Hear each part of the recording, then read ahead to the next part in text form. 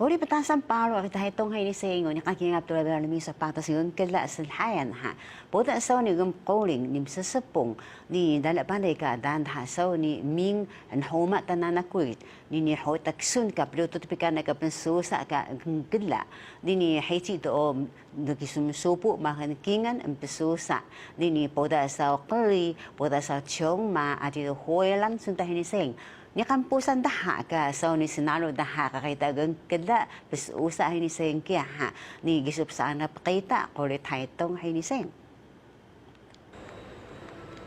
kuri impatapatas ni seng gusto po ta sa ni sinalo kay ta sa blackly ni gisol mi sa pata kuri sa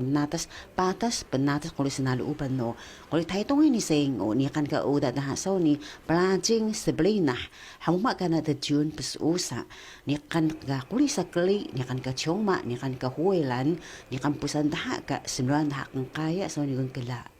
在平常居家的时候是唾手可得的，或者是随处都可以见的一些植物。书法也是哦，书法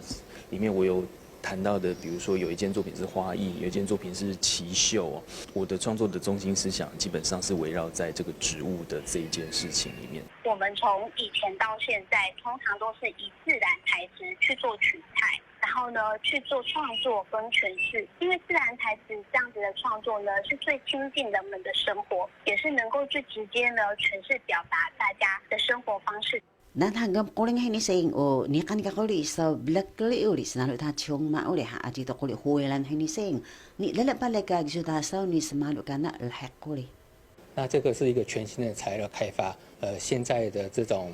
皮革它就是需要养牛啊，然后会有空气污染啊。那如果我那个换个方式用植物，然后做得像有皮革的状态，而且运用到它的特性，然后应用在这种产品里面的话，那它就可以去取代那种牛皮的一种使用。